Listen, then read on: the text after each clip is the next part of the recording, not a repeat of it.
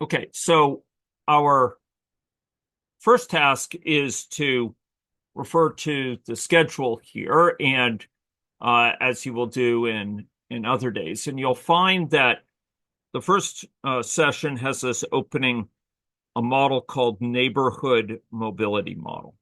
And I want to walk you through the process of finding these various models that are featured in many of the sessions. I guess fewer today, but certainly sessions for tomorrow commonly have models associated with them. So these pre-built models are ones that we will be seeking to go obtain. There are times where those will be preloaded for you in models featured in class. I haven't done that for this one, and in general, it's good to be aware of where you can get them more generally. If you go into any Logic 8 examples in your participant resources, so follow that URL I sent you, the tiny URL. I see that Wade has shared it in our trustee TA Wade has shared it in the chat, the link to the example models themselves. And if you go in that example models area, you will find there's a folder there called Neighborhood Mobility V12. Okay. I would like you to enter that by double clicking it. So how did I do that? I'm in any Logic 8 examples. This is probably familiar to many of you, but I'm going to double click this and I enter here. And I'm then going to download this. And, the exact protocol here may differ a little bit by browser, but I can use these three vertical buttons to do download. Alternatively, I can do download up here. Alternatively, I could right click and do download. Although I right click, maybe some option click or something, or what does it wait on a Mac? What is right click? If it, Macs have had right click for quite some time, but you can use Okay, control and left click as well if you're thank you. Thank if you. you're using a one button mouse, which they still support. Okay, okay. Good. Thank you, Wade. Okay, so I trust between these three ways, this way download uh, by selecting it and doing download, or by right clicking and doing download, you will have gotten it on your computer.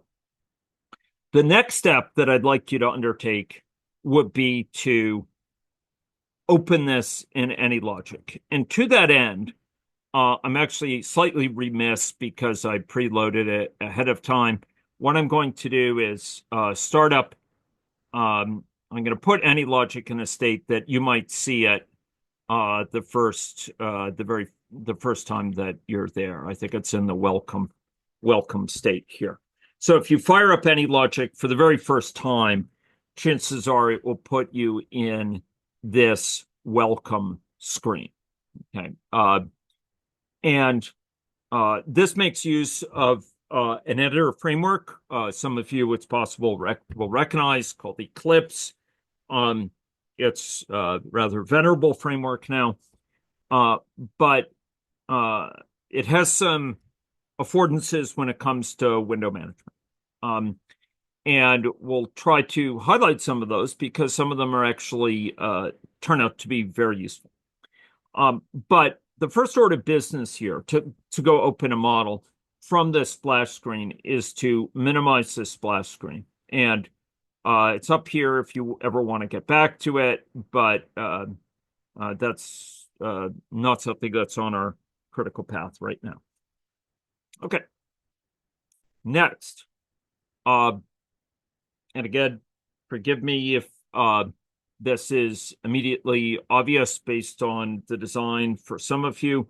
For others, it may be entirely new and I want to walk you through.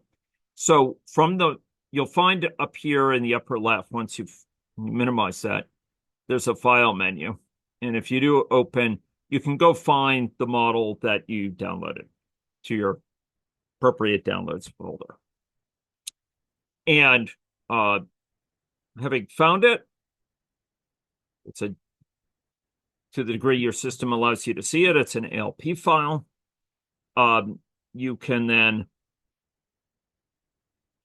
press open. I'm going to get this little widget out of the way because it's kind of obscuring our view. Okay, so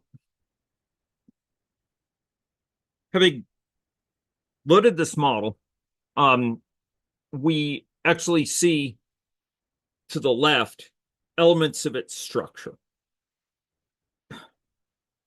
Folks, dynamic modeling is all too often misunderstood, misconstrued as producing crystal balls. And it's sometimes said garbage in, garbage out with those. But and people think of it as entirely contingent on availability of data, and that a model is completely defined by the data that makes it up.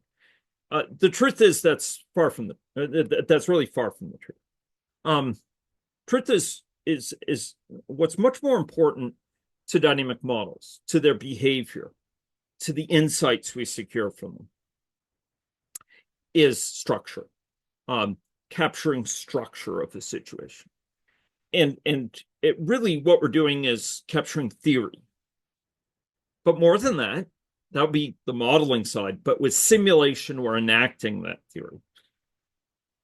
And we're doing so almost invariably to learn more effectively, to learn more deeply, more thoroughly, and more quickly about the world. Not because our understanding captured in the model is correct necessarily, but because it's not that the model represents the truth, but by working with it, we can more quickly debug our thinking, and by extension, the model that represents our theory, that will, in a way that will speed us towards that truth. It helps us learn more quickly, more deeply, more thoroughly, and thereby, and more robustly, and thereby sharpen our understanding of the world. It's all about structure more than it's about data. Data plays a role, but what's most critical is structure. And what you see here on the left-hand side are elements of the structure of this model. Okay. Now, at the basic elements shown here are really just kind of the pieces, the building blocks at the highest level of the model. We see that we have community places, homes, persons, schools, and workplaces. And then we see this overall environment, or so-called global environment, this top-level structure that is shown here. And this actually contains a population of schools. That's why you see this sort of square bracket. It's a population of this type of agent called a school. Similarly for workplaces, similarly for homes, for people themselves, populations of people, and then persons, whereas this was like a population of schools, and then finally a population of various community places. Now, those are elements of structure at the highest level. But where it gets actually much more interesting is structure that more or less determines, that has direct bearing on behavior. And to see this, I'd like you to double click on person. And what you'll see, and I should have emphasized this earlier, if you double click on these things, maybe I'll close these just so you could see my point. If you double click on these, canvas is brought up. We're going to call this our canvas. And you'll notice that it has a little tab here in case I'm viewing several of them simultaneously. For example, if I were to open at the same time main, then I could switch between these, right? And as I think is maybe evident to some, you could use this X to close them. What may be less evident is if you double click on one of these, you can kind of zoom in, conceptually speaking, focus on that particular one. Okay. And by double clicking again, you could zoom out. What I want to emphasize here is the fact that within person, we have a theory of personhood. So this person denotes our theory of personness or theory of personhood. And it does so in a way that uses structure in the form of here, what are called state charts, predominantly. And these state charts provide at once, with respect to a particular concern, say the infection concern, a characterization of the possible states a person here could be in, and the set of changes that can occur between states. For example, someone could go from susceptible to infective, but not vice versa. And then finally, the rules that govern those transitions between states. So, for example, this recovery transition has associated with it a hazard rate, a probability per day of recovering. Time here is continuous, and this is a certain chance per day, as it were, that someone will be recovered. We're going to be covering this in much greater detail later, but I want to really drill home that this state chart, it packs together a lot, states, actions that change states, and the rules that govern those actions. But at a higher level, this is characterizing a certain theory. It's as if we posit that agents, that persons, have three possible infection states they can be in, and they can go from the first to the second, from susceptible to infective to recovered. But they can't go, they, for example, cannot have their immunity wane to go back to susceptible. That's a certain theory of infection. Then there's a theory of location change, where someone be at home, and from home they will transition either to school or to work, depending on their age within the model. And they spend a bit of time going to work, but while at work, they're in contact, it turns out, with others at work while they're at school.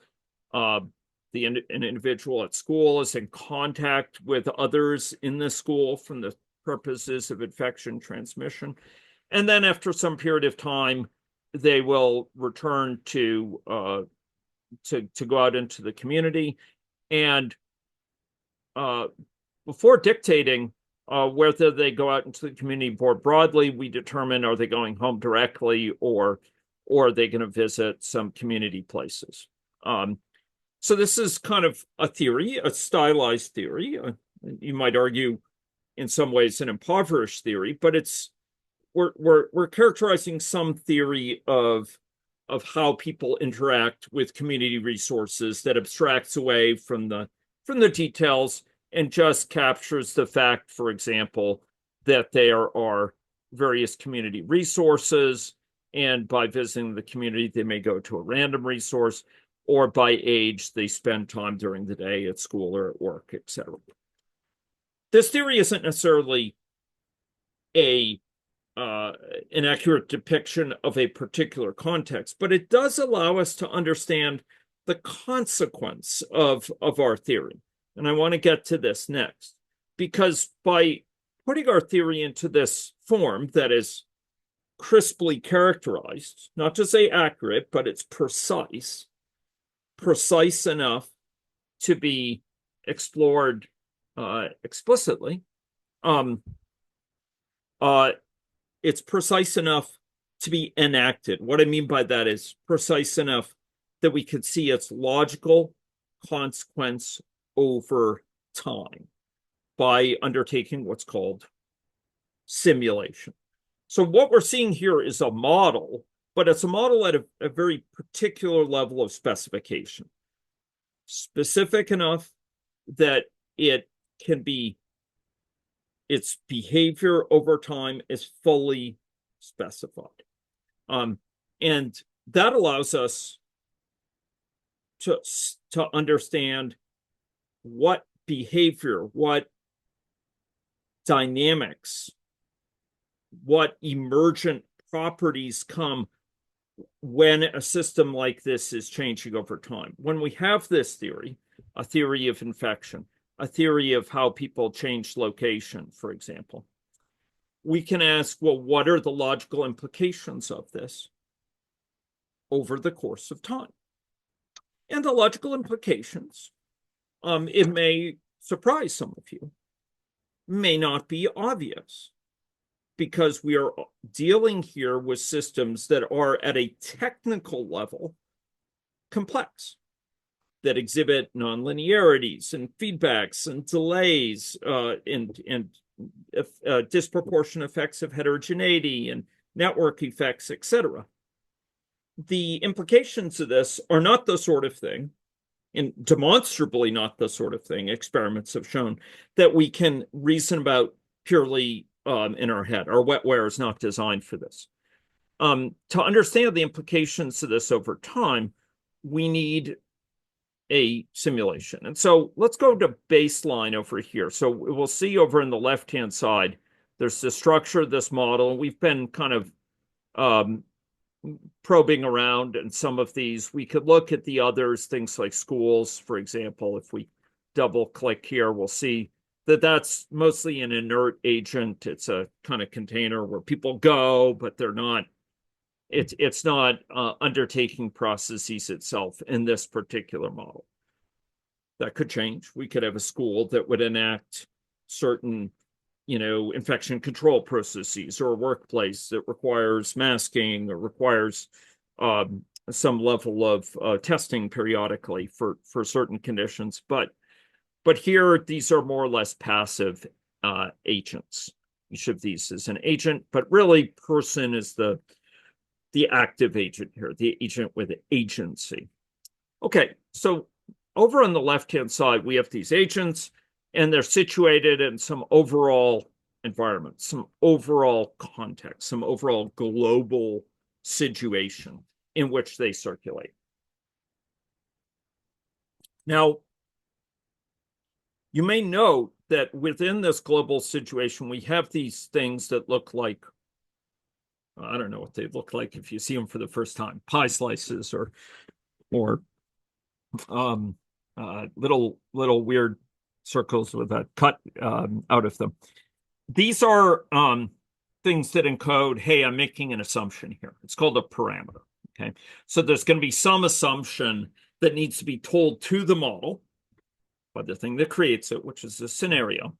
Hey, there's some number of contacts per day in which people engage, some number of contacts they have with people around them. There's also, so that's a real number, a value, in this case, contacts per day, 1.5, 10.3, what have you. But then some of these are other types of assumptions. They say, hey, should we assume that schools are open? Should we assume that people are working from home, or that work is open? What are the distances over which someone could infect another, the so-called contact distance, directly infect another? Okay, so this model has some assumptions to be made about it. I told you that the part of the model is really in its structure, but assumptions, quantitative assumptions make a difference. The number of contacts per day, we posit, has some impact on behavior within the bounds of possible behaviors dictated by that structure.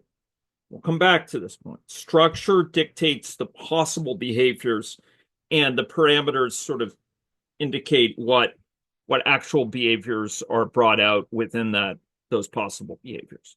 So let's go to the baseline. Here we have all these little blue constructs with an X on them. And these are, well, X marks the spot. They're experiments. experiments. And I prefer to call them scenarios. And if you double click on this, you'll find that they set up this theory that we've just articulated, this theory with, persons of a certain possible infection statuses and certain possible modes of transition from one to the other, in this case, one way, of people's patterns of movement. But each such scenario says, hey, let's enact this model, see what its behavior is over time with certain very specific assumptions, very specific assumptions about the number of contacts per day, whether or not schools are open, whether or not workplaces are open, indeed the population size, the maximum distance between people where person A could infect person B. And so each of these, you could be excused for calling it parameterizes the model, is going to enact the model with these assumptions. And that's going to have consequences for its behavior. I'd like to use this baseline, show the baseline, because it's actually not changing any of the assumptions from their defaults. It's running it for some specified time, which in this case will be constant across all of these scenarios. It's shared with all the scenarios. But let's compare that baseline, for example, where schools are open, workplaces are open, to a lockdown scenario where no schools are open. Schools are not open. Schools are closed. And where work is open. Work is not open, excuse me. Yes, thank you, Wade. I welcome the Q&As, and Wade is quite correct that generally models like this are going to base assumptions most commonly on empirical evidence that is available. However, model's value is not contingent upon all evidence being available. And we'll talk about a variety of techniques, including calibration at its most basic, including machine learning techniques that can actually draw insight from data. A model is not, and let me emphasize, a model is not simply a repository of input-output mapping of data. To think about it like that is to not understand the nature of dynamic modeling. It is not simply that. First and foremost, it's a way of capturing theory in the form of structure that ends up being a key mediator from the first to the second. Secondly, because it exhibits behavior over time, often the most potent forms of empirical understanding, of empirical data, but also qualitative understanding from observing the world, the rates of this STI, through screening studies, but found to be higher in women than men. Putting aside the exact values of the that were found in this jurisdiction or that one, the fact that it's higher in women than men may be a fact that we wish our model to capture. And in order to inform the model, it's not simply a matter like a decision tree of making certain assumptions and seeing the output. The model produces behavior over time. There's emergent behavior, and we'll see that in just a second, that emerges from it. That's quite different from anything we put in about a specific parameter value. It's not from a specific parameter value. It's from the interaction of the structure and with the parameter values, adjusting the particulars of how much one element of structure, how much it influences another, etc. And what this means is the model exhibits behavior that we can relate to behavior in the world, and we can adjust our assumptions so the model's behavior best addresses this in the world. This is not something that's present in a simple input-output model or a simple decision tree where you put in assumptions, you get results out. This is a matter of being able to test the model's and inform the model, scrutinize the model, criticize the model, and improve the model by empirical data, not only by putting it in for parameters, but by critically assessing the behavior over time and best tuning that to match behavior from the world over time. This will become more obvious in just a moment. But I would note here that the different scenarios make different assumptions. This scenario assumes schools are open and workplaces are open. This scenario assumes schools are closed and workplaces are closed. One that posits only schools being closed leaves work open, but has schools closed.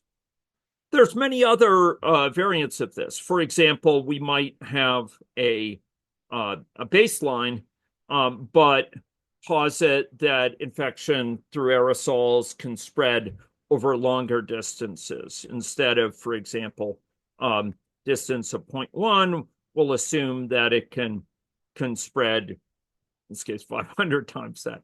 Or we'll assume the basic baseline assumptions, but we'll posit fewer community visits per day on average.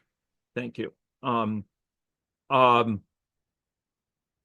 For example, here we posit one community visit per day to a particular site on average. Here we'll posit 0.9.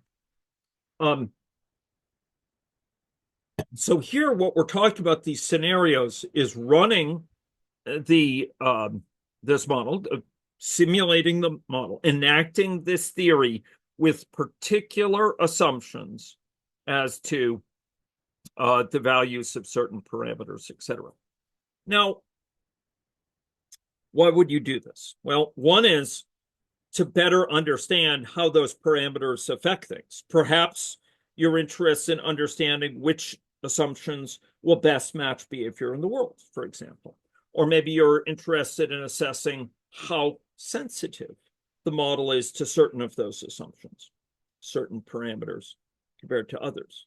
These models in general will be nonlinear, and the sensitivity of the model to one parameter may be markedly different than sensitivity to another, not only overall, but at certain periods of time compared to other periods of time.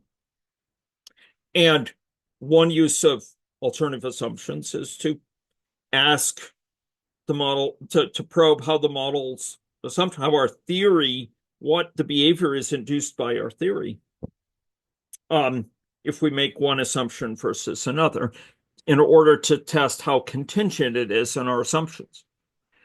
But another is to ask what-if questions relevant to policy. So let's enact this baseline scenario. So how did I do that? I stand remiss, or in this case, I sit remiss. So I right-click on this under baseline, and I do run. So I run that. Now, as with any logic in general, there are several ways to do it. As long as you're selecting this, I'll come back to that, but you can also do it through this by selecting this and saying run. Another place that you can do it is by right-clicking, as I did. I prefer that because I can easily select this scenario, whereas this one I have to pick it. But, to each their own. Okay, so here we see model in a form that it is executing. I'm going to press this button here, which will execute the model as quickly as possible. And what you'll see is a lot of behavior going on in the model. I'd like to play that out in a little bit of a closer way, but before that, I want to highlight that we just ran the model for its entire time frame as articulated by this scenario, which is here 8,760 days. And by so doing, we had interaction of people at workplaces, interaction of people at homes, people transitioning between them, transitioning with community places. But from that was induced some burden of infection. And the burden of infection is measured through prevalence, is shown up here just above the model. So this is at any one time what fraction of the population is infective. And you'll see that at its peak, the prevalence of infection was about 0.76. How did I get there? I clicked on the model and I dragged up. Okay. So 0.76. And you'll see that more significantly, it rose quickly at first. If you were to zoom in there, you might see exponentially. And then it sort of tapered off here with a decreasing prevalence of infection, such that the infection was almost gone by about, essentially by 1,500 days, and largely by 1,200 or so. This is cumulative infections over time. Okay, this is the cumulative count of infections. And what you'll see is the large majority of those infections took place in about the first, 225 days or so. I'm just judging by this. So the maximum connection distance here is shown as 0.1. There may be a question, Wade, as to the units of that, and you might want to talk a little bit about spatial units. Yes. Good. Okay. Yeah. So in this case, it is possible to, I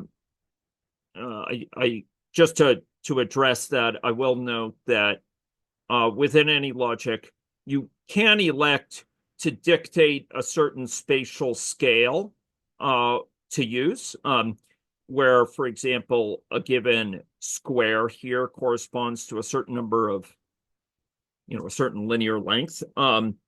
And there are times where, particularly in a geographic setting or the setting of a particular facility, we'll really pay attention to that. In this case, this is a more stylized model. It's a teaching model designed to be deliberately very simple for the sake of teaching. And we didn't impose any firm understanding of scale. It's a more abstract notion of distance, where people are connected with a certain within a certain range, but will tend to be scattered with many further out than that range, etc. There are models where we're very particular about distance, and there are some where it's more of an abstract quantity, and we have something more akin to a network. We want to posit a certain network structure. So it's less about geometry and more about topology, who's connected with whom. Okay, but I don't want to lose track of the fact that when we ran this model, when we enacted our theory, it etched out some behavior over time. Note that I'm summarizing behavior, not the level of a particular individual, although I could do that. I could look at someone's history of particular person's history of infections, for example, when they first got infected, when they recovered. That's all possible here, for sure. But here we're aggregating up, right? We're looking at how many people are, the fraction of people that were infected, how many infections have taken place thus far. Here we're dealing with, a situation where virtually everyone is infected essentially one time. So essentially this is just a histogram at one. And this shows where people were infected. For example, how many were infected in the context of their home. In fact, in the context of their workplaces, in the context of their school or community or travel. Where did these come from? Where did this shape of curve come from? Where did this sudden rise and plateau come from? Well, let's get to the notion of emergence, folks. This shape was not programmed into the model in any way. We didn't tell the model produce a shape like this in any way whatsoever. We didn't tell it the cumulative infections will go like this. That was the natural result, the inevitable result here of our the consequences of what we posited.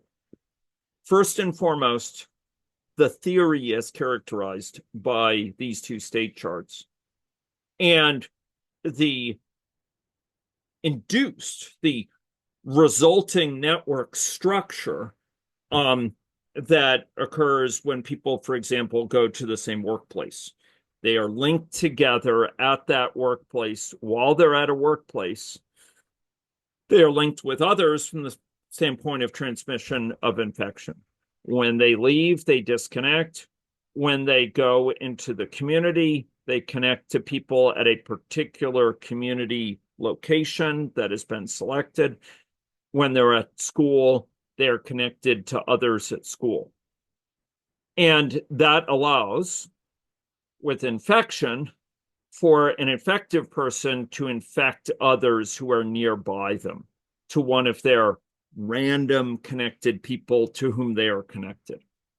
So these graphs are the particular shapes of these, the specific trajectory eked out here in terms of fraction of the population infected or cumulative infections cannot be traced down to any one assumption here. It's not merely a matter of this rate. It's not merely a matter of this rate, the rate at which people contact each other, the contact rate, or the rate of recovery.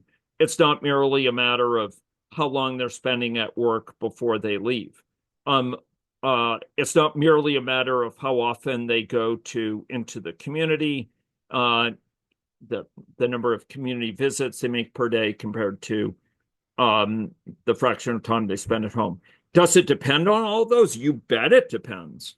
More deeply, it depends on the structures that we have, that people go either to work or school, and they connect to people at school, and they disconnect, after school or work, etc. This structure, these elements of successive staging, what can go on in parallel with what, like infection here in parallel with this, they induce behaviors, and these behaviors are emergent.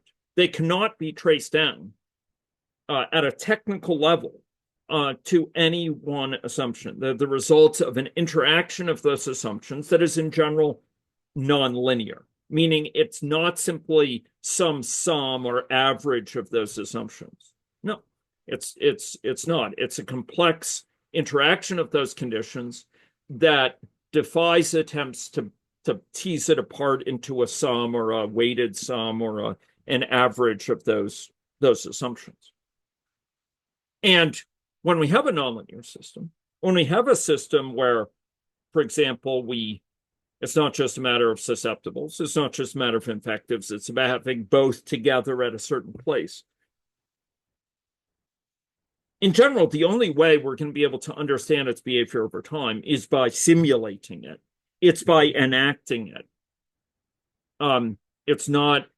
It cannot be predicted exactly how it will behave without, in fact, simulating it step by step. And this holds true, in case you're wondering, yes, as someone who's been applying machine learning together with these models for decades, this holds just as much in the era of AI as it did 300 years ago or 400 years ago with Newton and Leibniz's first work. But what's induced by this model, by this theory, by the theory together with specific assumptions as dictated by a scenario, is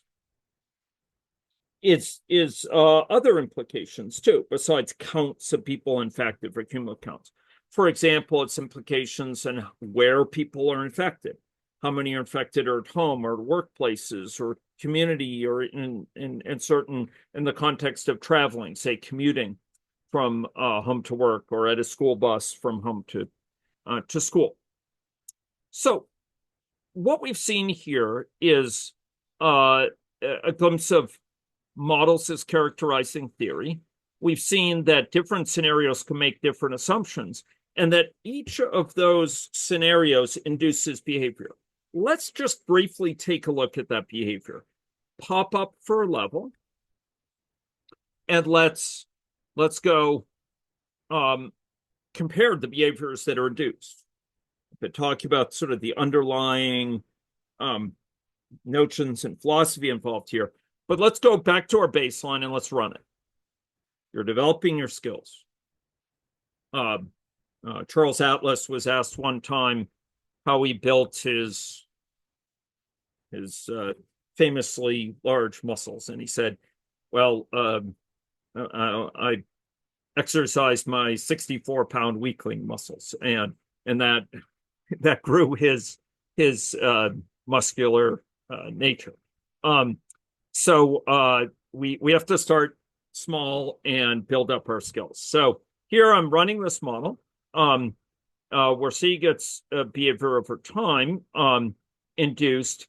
And this was indeed what we looked at before. And so if we see the peak goes around 76, 77, 0.77. So at any one time, there's a maximum about 77% of the population that's infective, which at this point occurs at day 140, about day 143 here. That is what is induced by the baseline. So our theory, with the default assumptions about parameters, induces, including whether schools are open or work is open, induces a maximum prevalence of about 0.77. I guess I should have also emphasized, just to make this point, first of all, that if we had run this model more slowly, I kind of glossed over this, but what we'll see is actually people moving back and forth from homes, they sleep, to their workplaces or to their schools, moving back and forth according to the schedules of their day. And initially, few of them are infective, but those few bring the infection to work or to school, and then they can transmit it to others in this context. So you'll see there's this pulse nature within a given day between home and school or work, and then some circulation to the box stores in the community, and then back home. And that induces this spread of infection. But I did want to pay attention to the emergent results as to the distribution of where infection takes place. You'll notice here, infection takes place mostly where? Can anyone say? Or does it take place right now? You can see the numbers here, or you can look up here. It takes place at, where's the infections? What's the single biggest place at which infection is occurring? Home. Thank you. Yes, home. So that's in this case, it's about 242 of the infections cumulatively have taken place there. The next is the workplace at 155, and then school at less than 50. Okay, so now let's go simulate a situation where we have, let's say, work from home. So that's down here. So I'm going to do a work from home scenario. So how does that differ? Well, it's the same as that one, except work is not open, meaning the workplace is closed. So you're going to work from home. I think we all remember that. Perhaps not with purely pleasant memories, but maybe that differs. Okay, so we're going to run this model. Same basic idea, but now you'll notice people are not going to the workplaces, right? There ain't nobody going to those factories. Let me do that a bit more slowly. I apologize for rushing through that visual point, but now we'll see these kind of pulsed movements here. Maybe I'll slow it down to get it. You see people. And some of those people, well, these folks are in their home. There's infection taking place in the home. Some people are going to the schools, which are these broader facilities here. during the day. You have people going to those, but nobody's going to these factories. There ain't nobody in those factories, in them factories. So here, workplaces are closed. Now, we have this work from home. If you think about it, okay, it's not spreading in factories. Kids are still going to school, so there's some potential for it to spread in school. People are still going to the community. You may have noticed people going to these box stores in the community. So there's some inspections, there's some infections that can spread there. And people are spending more time at home. So, if there's an infection at home, it may spread among family members, more thoroughly, potentially. Let's go see what behavior is induced here. So first of all, in terms of peak infection count, what are we dealing with? Well, the prevalence of infection looks like instead of going up to about 0.77 or 0.76, now it's like 0.71. So by closing workplaces, it did bring down, it flattened that curve a little bit. We still get, it maxing out in terms of cumulative infections. We seem to have delayed, how long it takes to reach people, which is important for health service consideration, although it's not shown in the model. But it does take longer to spread. Where does it occur? Well, anyone want to comment? Compared to before, compared to the baseline, where workplaces were open, how does the number of infections that took place at home change here? Is it more than in the baseline or less than in the baseline?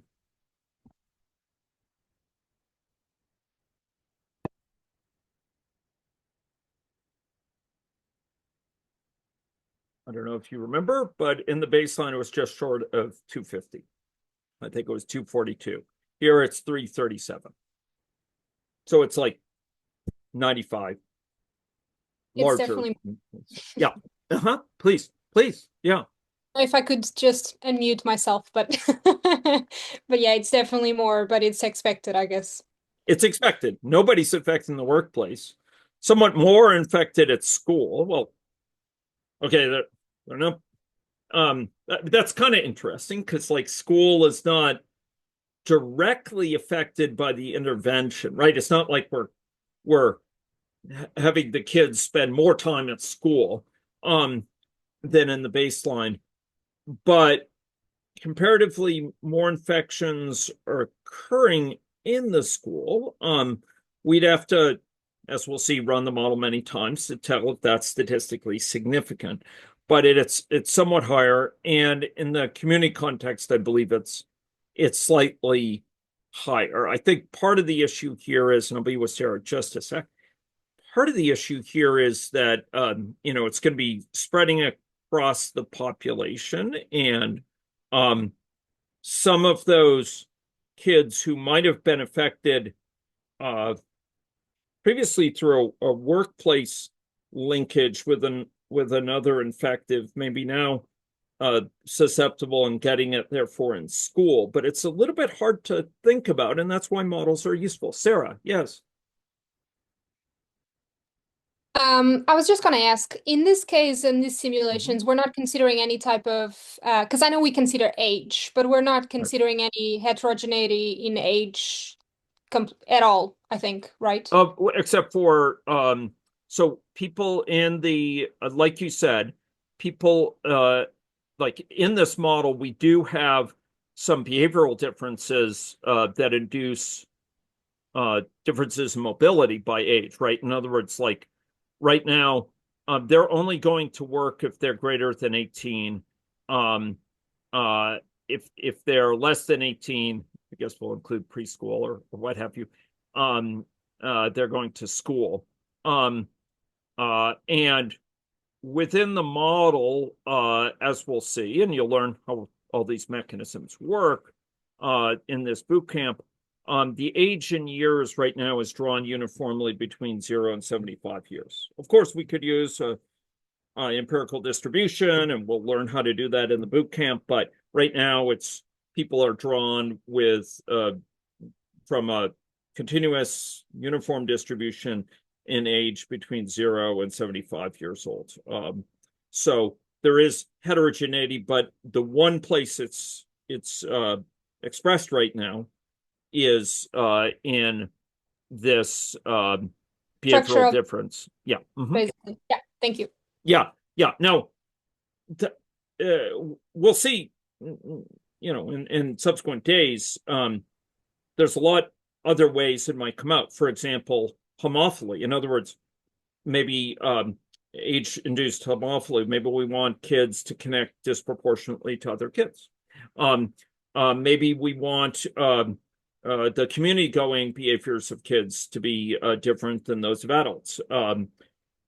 Maybe we want the natural history of infection for kids, the transmission rate, or the recovery time, or indeed the probability of contracting a given infection, given exposure, to be different by age.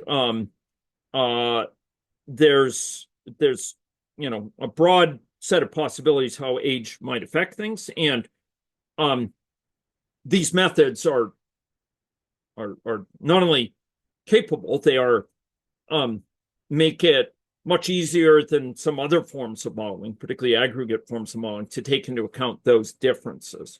So this model is a very simple teaching example, but it should not be taken as implying in any way that one couldn't,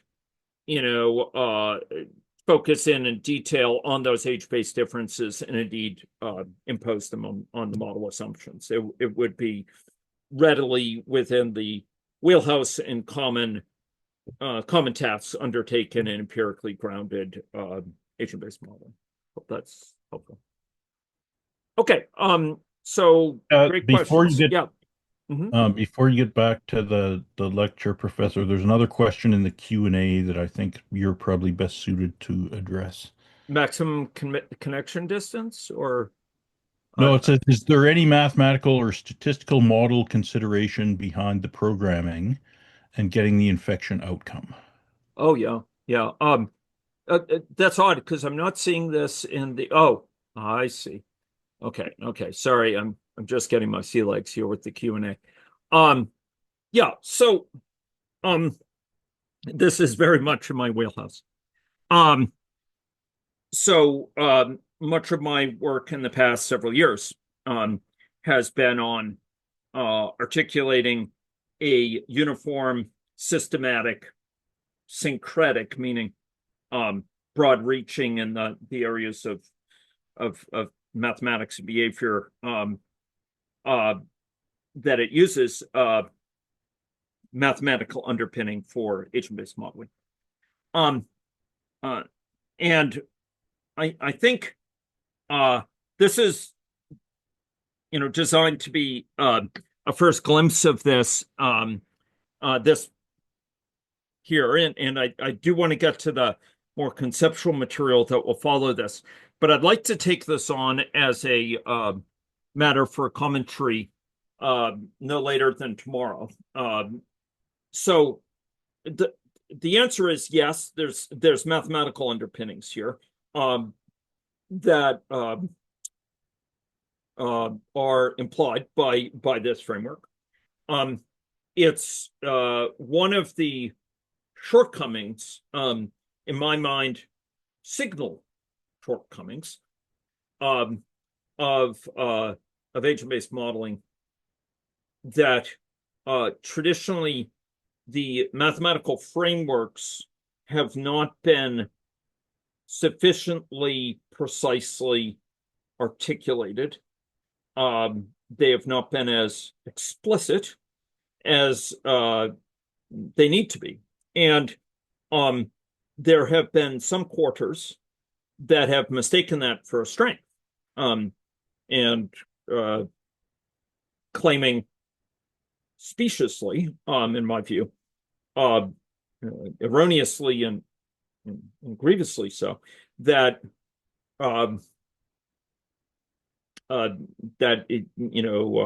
code-based modeling is more general than equation-based modeling. Using code is more flexible and therefore more powerful. And that is simply balderdash. It's rubbish. It's based on a misunderstanding of the basics of computer science and software development, and programming languages, which do have underlying mathematical structure. And many forward-thinking programming languages have that mathematical structure being made explicit through what are called semantics. So to think that somehow this is bereft, that it lacks any mathematical foundation is incorrect. The question really is, how explicit is it?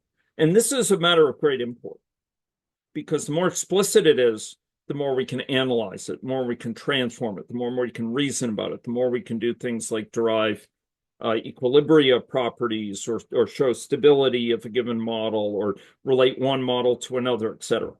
And much of my research program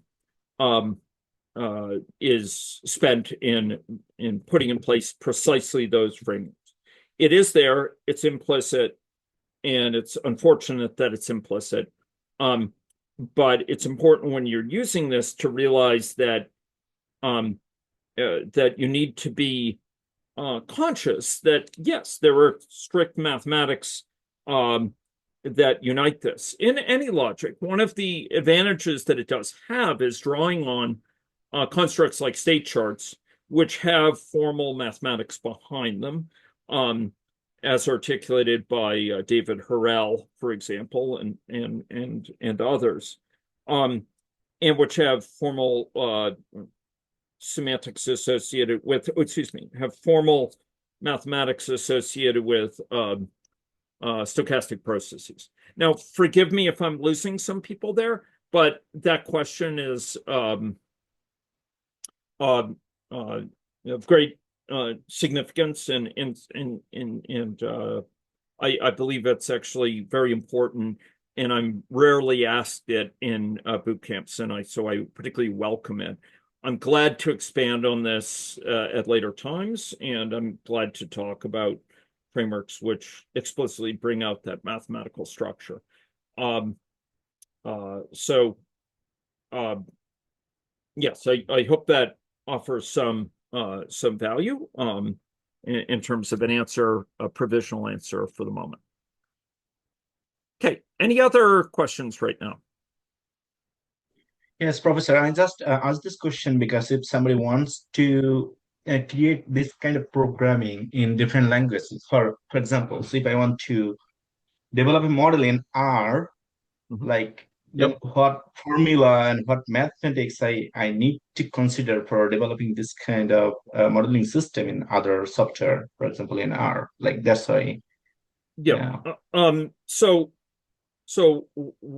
we can have a session. In fact, I offered this as a possibility in the survey, as some know, which could talk about the relationships of different systems that allow specification or implementation, is probably the better word, for ABMs.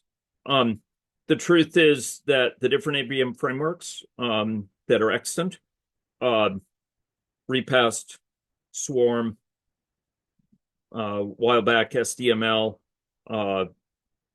NetLogo, R's packages that allow for some ABM specification, agents.jl, and some of our own, AnyLogic. These frameworks differ in their mathematical assumptions. They differ markedly in how you specify the model. This is in contrast to the more uniform set of implementations afforded to, for example, discrete event simulation context, where if you look at Arena or FlexSim or AnyLogic, and a number of other discrete event simulation packages, they will have a large amount of overlap in the types of operators assumed, et cetera. There's considerably more variety in ABMs. For example, in Repast, you traditionally will have a discrete time abstraction. AnyLogic, it's by default continuous time. And what this means is that underlying mathematics differs from one to the other right now in ways that I find rather regrettable, if not distressing.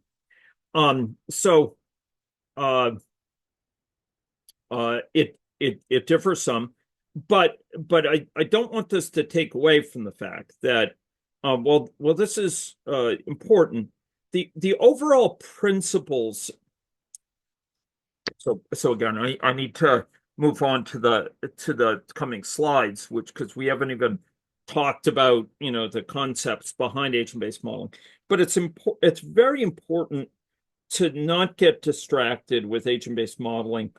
A lot of students who come to agent-based modeling, they focus on like the programming, and they say like, okay, that's the more important thing here than the programming is the conceptual model.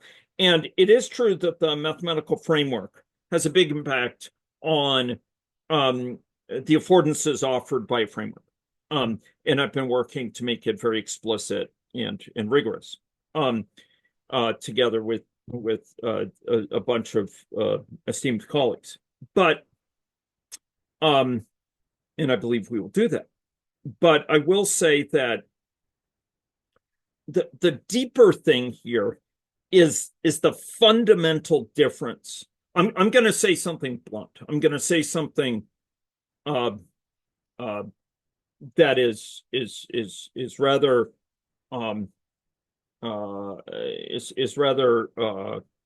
bold. Agent-based modeling is a type of dynamic modeling. Dynamic modeling is dramatically, if you consider current and recent advances in AI techniques and machine learning, they are much closer in spirit to statistical methods than they are to simulation modeling.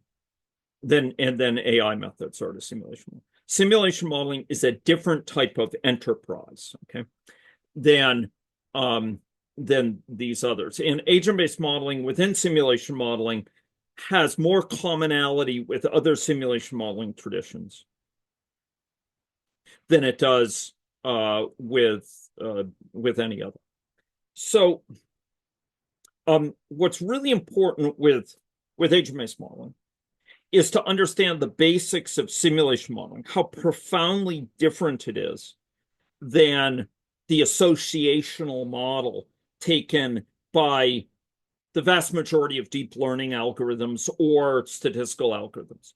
Those are fundamentally associational techniques. They fundamentally look at matching, basically, as John Sterman will say, curve matching, relationships. And that has its place. I'm an enthusiastic, applier of AI methods and machine learning methods, but they're very different from simulation in what they bring to the table. Now they are synergistic. They are complementary, but more than that, synergistic. But they are very different. And so it's easy to say, well, okay, what does R do? What does Repast do? What does NetLogo do? What's the language of that? But the more deep,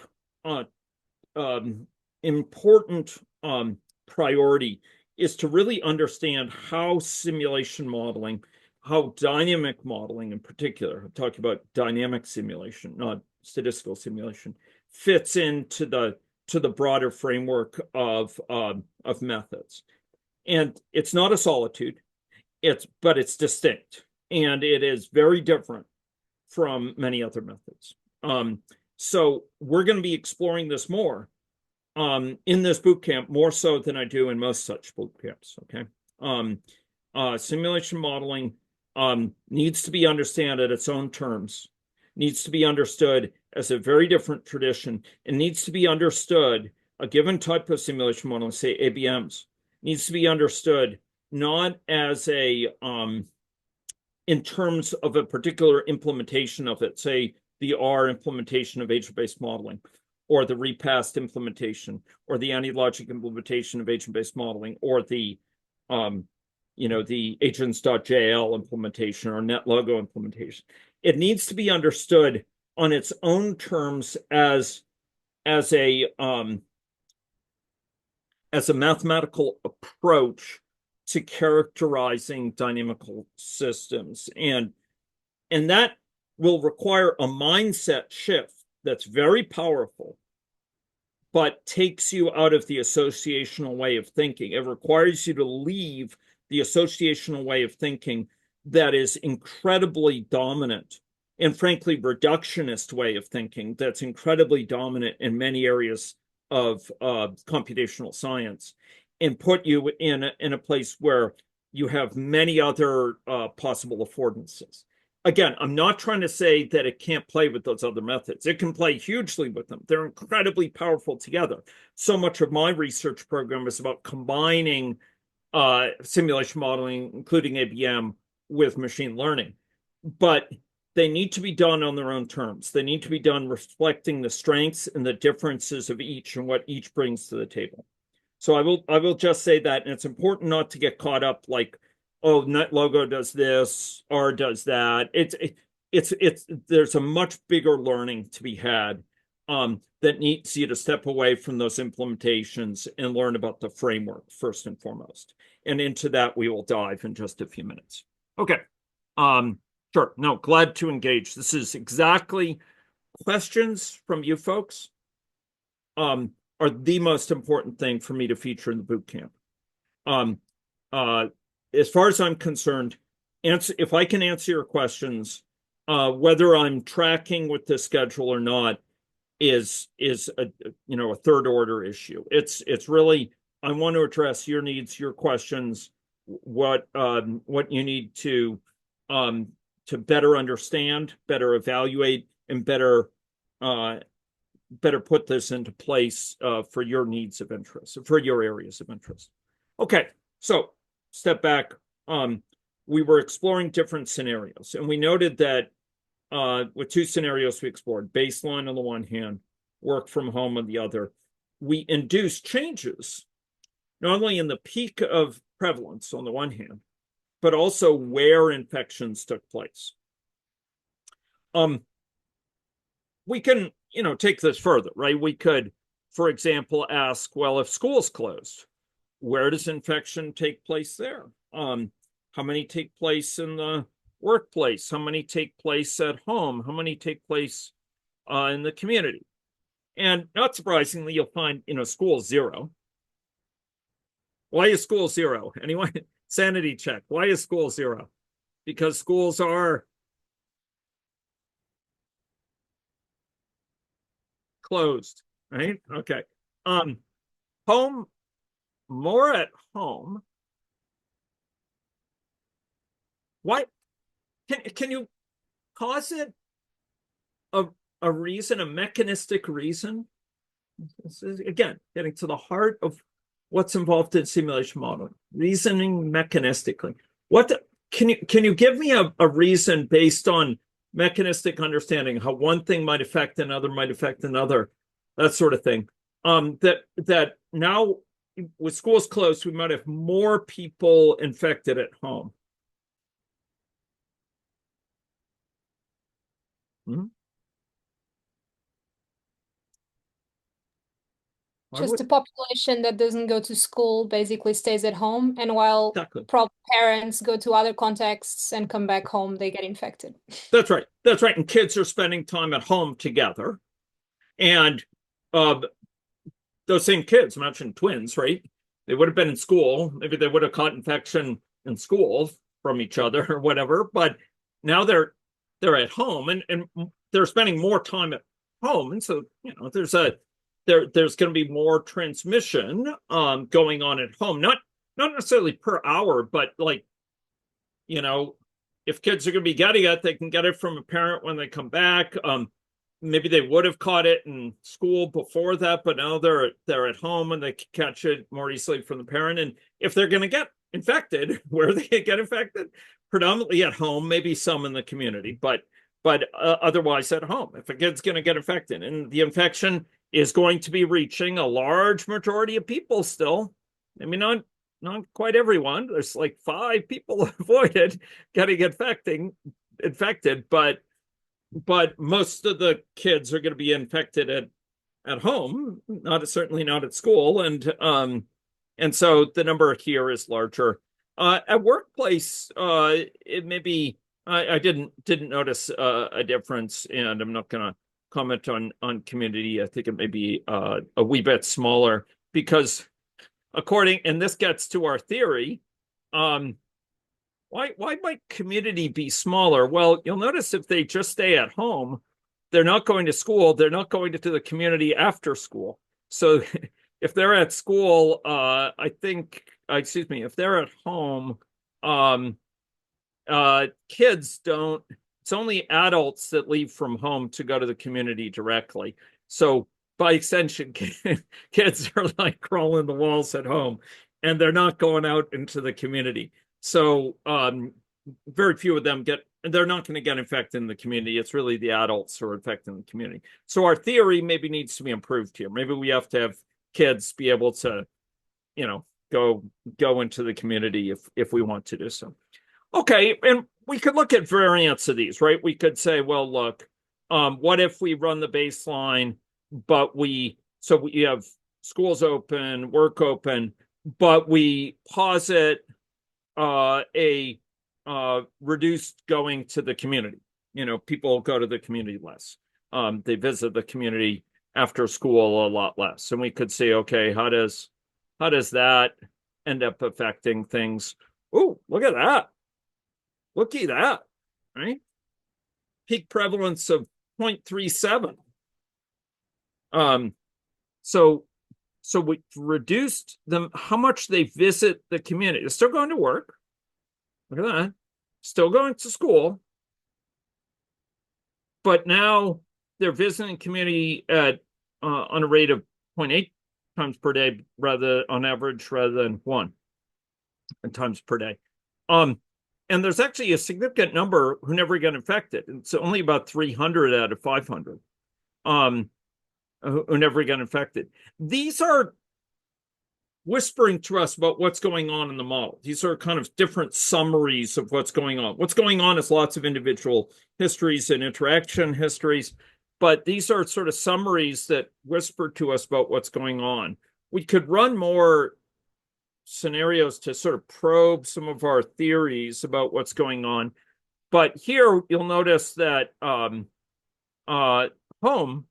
is actually, it's fewer than before, a lot fewer. Well, it's a lot fewer infections overall. Workplace now outpaces home as a location. That's kind of interesting. I didn't expect that, but it's a logical consequence of what we posit with less community going. Community context is a lot less. Travel somewhat more. More. That's wild. More getting infected in travel. That's an interesting thing, and I'd want to understand why that is. Wade, maybe you could try to probe that. I don't have a good mechanistic understanding about why travel will be so much larger, but it could be probed why it comes logically out of this model. So here we can ask what-if questions. The point is, this is a theory that we've articulated explicitly. We've shown it in a visual form, and this is very important. We've taken this theory out of our heads. We've put it down, not because it's right, but by showing it, we can debug it. We can challenge it. We can critique it. We can collectively refine it. But more than that, besides making it explicit, besides making it apparent what our theory is in ways that others could make suggestions or challenge. We've also made it enactable. And here's that point in response to this matter of assumptions. If we look at our baseline assumption, sort of status quo, and we run this, and we see the behavior that's induced. I told you that models are a lot more than input-output. Yes, there's input here, but it's really the structure that dictates this curve. I mean, this curve is coming out. Structure determines behavior, as we say in system dynamics. It's really the structure in the model, in this case, including network structure induced by movement patterns, including these natural history of infection and how that works, including how we posit people spend their day. These induce behavior. And what's really important is that we may have data from the world about behavior as we see it over time. And we may challenge a model, not just in terms of its structure, not just saying, well, there needs to be a latent state here or something like that, as valuable as that is. Take it out of our head, putting it here invites critique in a good way, invites improvement. But beyond that, we see its induced behavior, and we can challenge that. We could say, well, wait a minute, in contract tracing records, we actually see very little evidence of infection in the workplace, or studies that have been done on transmission context of home have shown that workplace is greater than home. The point is, this is induced behavior. We haven't programmed this in. This is not something we said make home more than workplace. No. This is induced by this, together with particular assumptions about how far networks go out from a person, and the fact that this person is connecting to people while at work and connecting to people while in the community at that particular community place. That induces this, but this type of output from the model might be related to empirical data and challenge. So this is a different way of improving models than just looking at their structure. It's looking at their behavior. And this is why I say they're more than input-output. It's not that you just put data in and you get data out, garbage in, garbage out. What you're further doing is you are able to use the emergent behavior, which cannot be pre-calculated from the structure of the model, to further improve the model by saying, wait a minute, the model's got this and this correct, this and this reasonable, but this is off base. Let's go improve the model. And that is something which can be done to really good effect. Models capture theory. They make that theory explicit. They take it out of our heads and put it in a place that others can critique, improve, challenge, refine. And by so doing, they help us recognize when our theory, cherished though it may be, just doesn't add up against empirical evidence, just doesn't measure up what we know from the world in terms of behavior. It is by enacting that theory, by simulating it over time, that we can recognize when there are gaps in our theory that just aren't consistent with what we see from the world, and we can improve our theory further.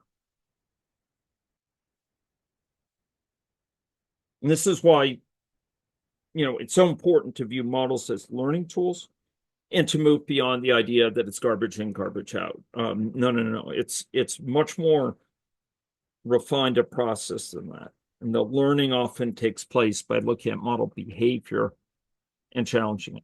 It also helps us reason through our thinking about the world, and sharpen our understanding about why we see certain behavior from the world, because we can probe different scenarios.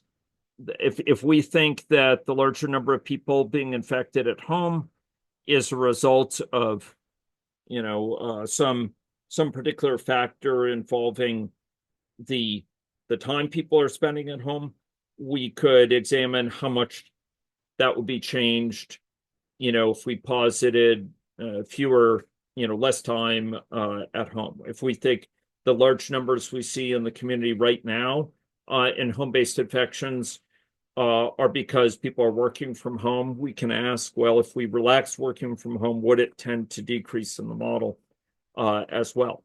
And we can use the model as a thinking tool to refine our thinking about the world. Always challenging it, recognizing it's not the truth, but recognizing it can help us reason more effectively. Okay, so those are all, that's a little bit of a glimpse of a model. If I had extra time, I would challenge you to change the structure. For example, by adding an infection, a waning of immunity transition here. Maybe we'll come back to that. But first, I think we should take a break and come back in about 10 minutes. And we should continue on to try to make sense of this at a deeper conceptual level by emphasizing some features of these models that unite dynamic modeling more generally, and that link it in with the learning process, both quantitative and qualitative. So that'll be next in about 10 minutes. So I will stop this recording. Yes, how flock behavior emerges. Yes, infections, that's right. Yes, thank you. Okay, so let's